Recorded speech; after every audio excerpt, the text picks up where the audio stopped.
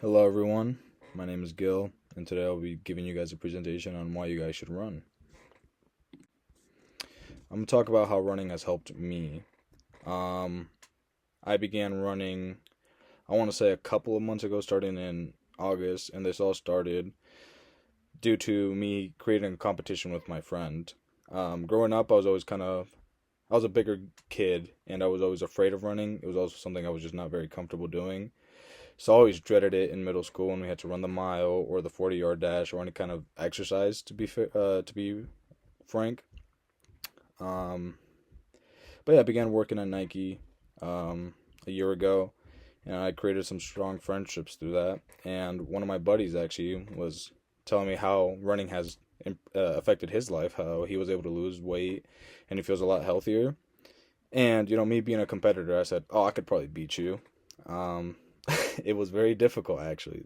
My first run was very hard. It was very challenging, and that'll be actually on this next slide. So this was my first ever run. Um, as you could tell, it was a little bit over a 2 mile run. It took me almost 24 minutes. And let me tell you, this was probably one of the most challenging things I've ever done. It really pushed me, and it was kind of demoralizing because I thought I was going to come in here and kill it. I thought I was going to run like a 7 minute pace. I thought that I was going to be able to do all these things, all this trash talk. I thought I was going to be able to back it up. I realized that running is it's very difficult, and it's not something you could just jump into. And this really kind of motivated me to continue running and improve.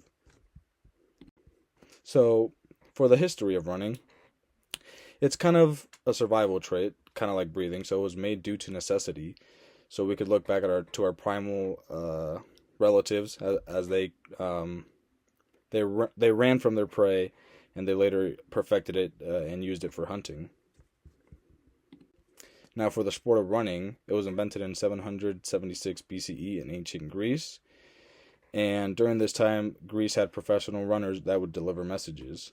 In 490 BC, Philippides, who was a Greek messenger, ran 40 kilometers, which is roughly the length of the marathon from Athens, I believe, to a place called Marathon, and that's where it got the name. Another important key moment in the sport of running was in 1897, where the Boston Marathon was created. Later on, Frank Shorter won the Summer Olympics in 1972 and is credited for creating the running boom of the 70s. Roughly 25 million people took up running as a hobby, including the president Jimmy Carter at the time. A little fun fact about Jimmy Carter is he is the first president in United States history to live to be 100 years old. Thought that'd be interesting to add in there. Yeah, and in 1984, the 1984 Olympics were the first to feature a women's marathon. Now, there are multiple types of running, such as recovery run, which is a short, easy paced run designed to recover muscles after an intense workout. There's a base run, which is a moderate length run, ran at a comfortable pace to build endurance. A long run, which is a longer run at a slower pace aimed at improving stamina and mental strength. A progression run, which is a longer run that starts at a slower pace and finishes at a quicker pace. A fartlek, which is an unstructured run that alternates between fast running and recovery. Hill repeats, which are short sprints up and down or up a hill and followed by a slower jog, and is intended to build up your strength. There is a tempo run, which is a sustained tempo run intended to improve your endurance. Intervals, which are repeated high intensity efforts followed by resting periods, and those are intended to enhance your speed and cardiovascular fitness. Now, the benefits of running are it builds up your cardiovascular fitness. And then there was a study conducted that showed that runners, this study actually surveyed 55,000 adults over 15 years, and after that, the studies showed that runners were 45% less likely to die from a heart attack in comparison to those who didn't run. Um, Exercising, such as running, could also release feel-good chemicals, which are called endorphins, which create a feeling of well-being.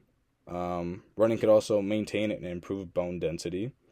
There was a study also conducted, which was between runners up to the age of 85, and it was bone density taken from when they first read it and 10 years apart, and the results would shock you. You would think that their bone density would not improve, but some runners maintained their bone density and some improved, which was shocking to me, and I thought that was a very cool fact. It could also aid in preventing diabetes, obesity, and heart disease. It could assist in weight loss, which it's done for me. Over these last like 4 months, I've lost 20 pounds, and that's something that I'm very proud of. I know it's also helped my buddy, who was the one that got me into running, so it's another key factor. And for me personally, and for others, it allows you to clear your mind, as you have to kind of focus on your run, and it kind of just gets rid of all those background noises and issues. Now, for endorphins and their connection to stress, the endorphins are called the body's natural painkillers. They are released in the response to strain. And according to a Harvard Medical School, there are over 20 different types of endorphins.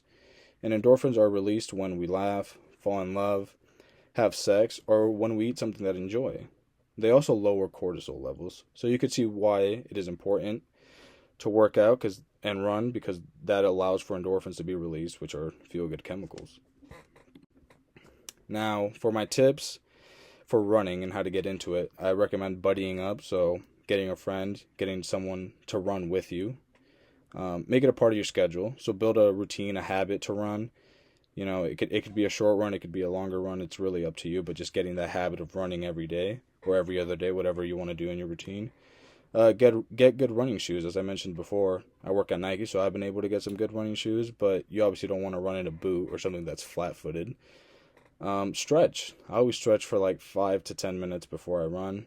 I make sure that I'm not tense before I run. Drink water. This is before, after, and during the day. You should really be drinking a lot of water. Music can be helpful. I know for me, I really enjoy listening to music. My playlist is kind of all over the place. But that kind of helps me stay motivated and kind of, ignore my mind or my legs when I'm really tired. Do not compare yourself to others. Comparison is a thief of joy. I added this because I struggled with this when I first started running. I was very jealous and upset that I couldn't keep up with my friend on my first run. But then I realized, he'd been running for longer than me, and it's really only good to track your own progress. You never want to compare yourself to somebody else, because again, that really doesn't help you at all mentally. And you obviously want to understand that results come with consistency. You obviously will not be the best at your first run. You will improve over time, and that is what should motivate you, and that's what's motivated me, that slight improvement over time. And another thing that's also helped me is breathing through my nose. So even when I'm really tired, it's just breathing through my nose. It helps me stay motivated and stay in the run, not give up on myself.